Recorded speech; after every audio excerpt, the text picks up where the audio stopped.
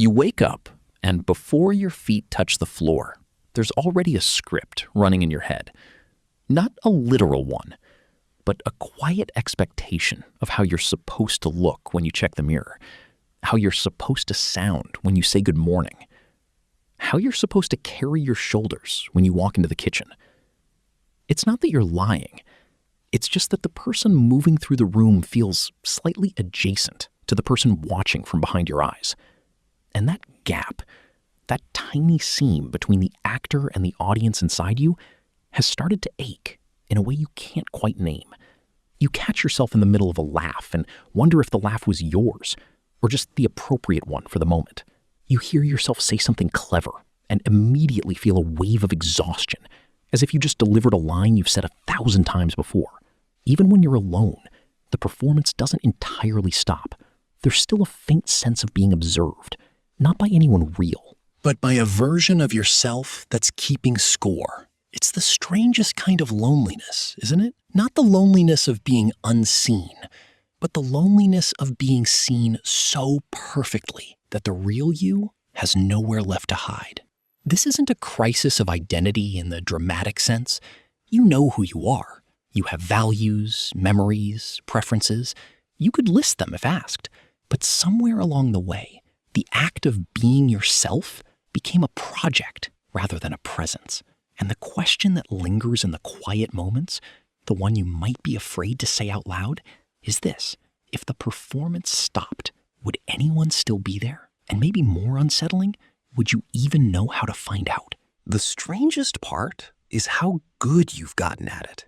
People tell you that you're easy to talk to, that you handle pressure well, that you seem like you have it together. And in a way, they're right. You do have it together. The performance is flawless.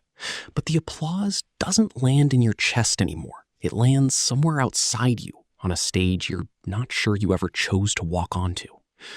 You notice it in the small moments most. When someone asks what you want for dinner, and you pause just a second too long, not because you don't know what you like, but because you're scanning for what the easiest, most agreeable answer would be. When you're in a group and you feel your posture shift, your face arranging itself into a slightly different version depending on who you're looking at. It's not manipulation. It's not even conscious most of the time. It's a reflex, a survival instinct that's been polished into a personality. And it's exhausting in a way that sleep doesn't fix. Because the fatigue isn't in your muscles. It's in the part of you that has to keep track of which version of you is currently on screen.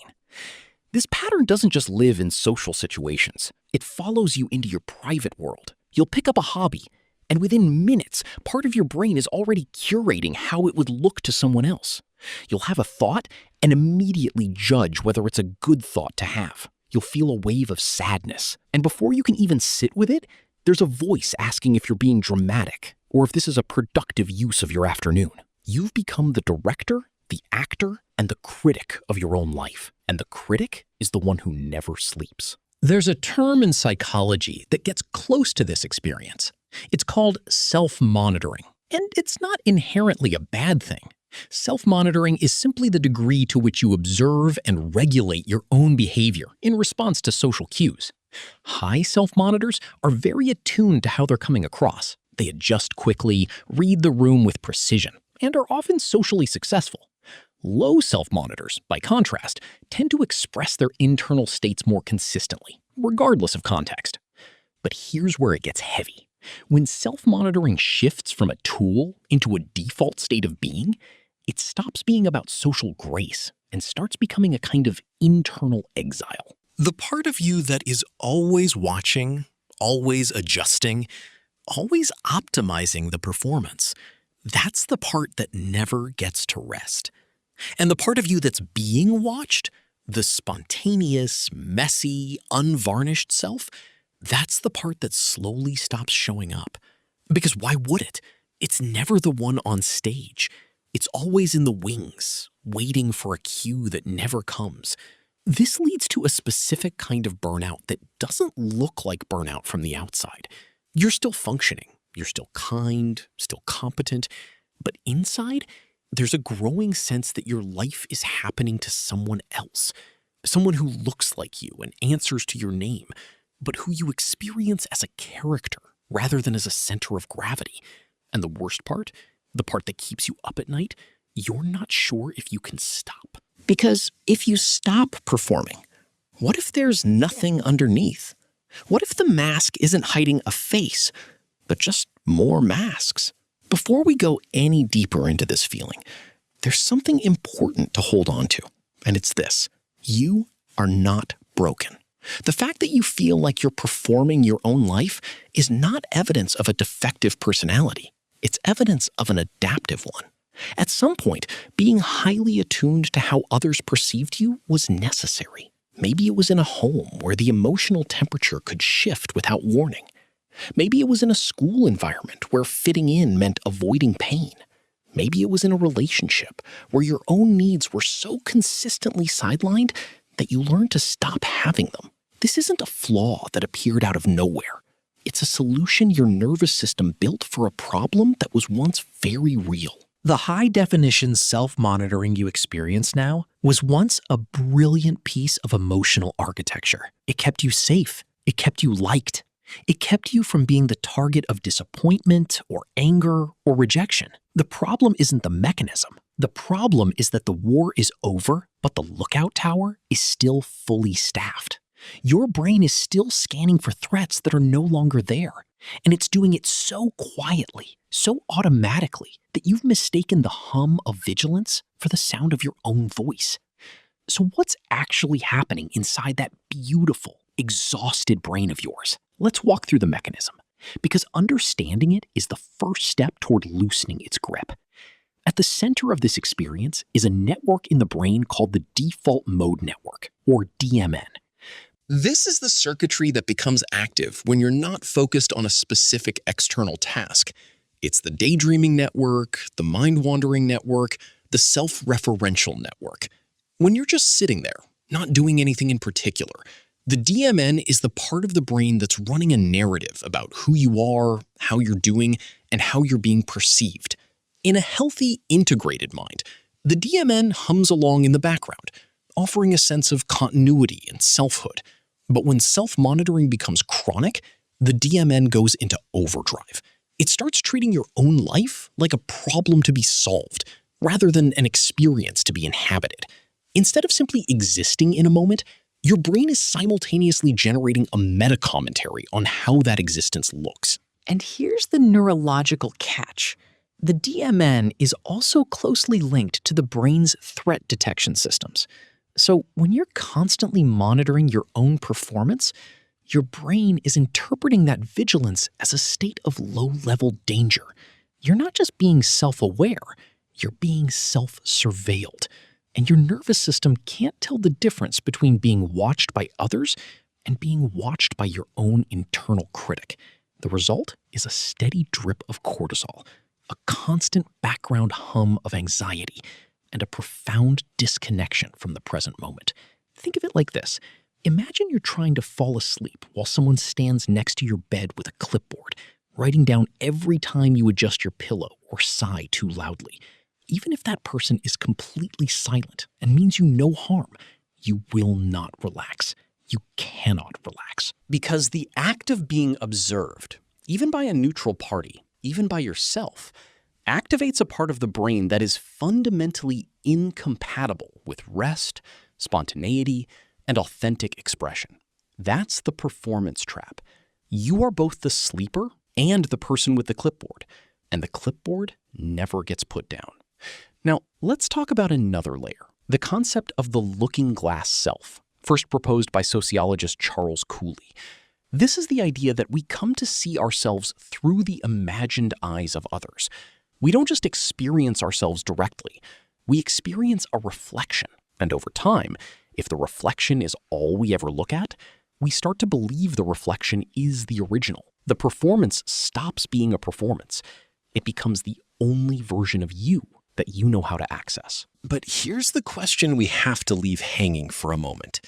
If the reflection is all you've been looking at, where do you even find the original? And how do you start to trust that the original is worth being seen? The answer isn't in trying harder to be authentic. authenticity isn't something you perform, it's something you allow. And that's a completely different set of muscles. So let's talk about what actually helps.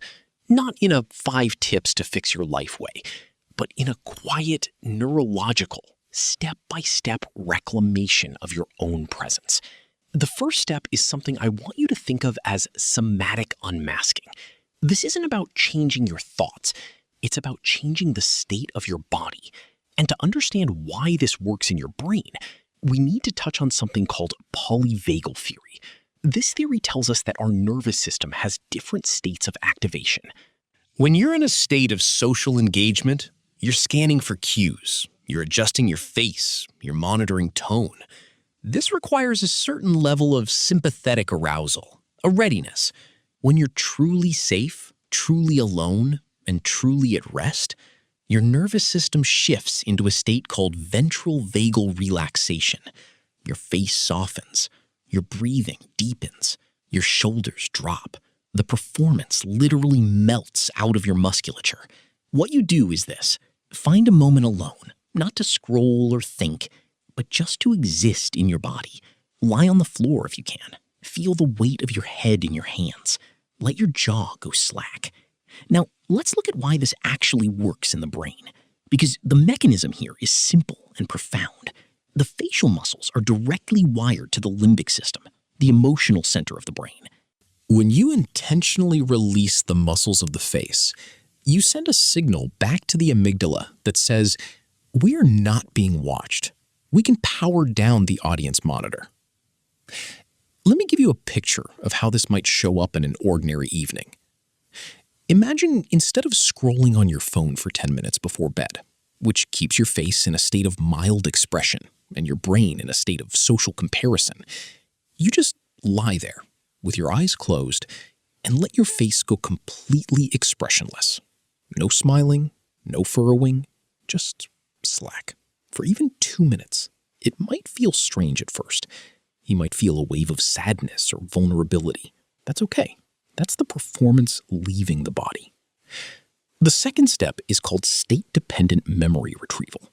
This sounds clinical, but it's actually a gentle way of reminding your brain who you were before the performance became the main event. The principle behind it is this: memory is not just a file cabinet. It's context dependent. We recall versions of ourselves that match our current environment. If you're always in environments that demand high self-monitoring, you'll only recall the monitored self. But there are other selves in there, other versions of you that still exist, just waiting for the right key to unlock them. What you do is this: engage with an object, a smell, a piece of music, or a place that has no audience value. Something from childhood, perhaps. A song you loved before you knew what cool was. A book you read under the covers with a flashlight. A food that reminds you of being 10 years old and not caring what your face looked like when you ate it. And if you're wondering why this works in your brain, here's what's happening beneath the surface.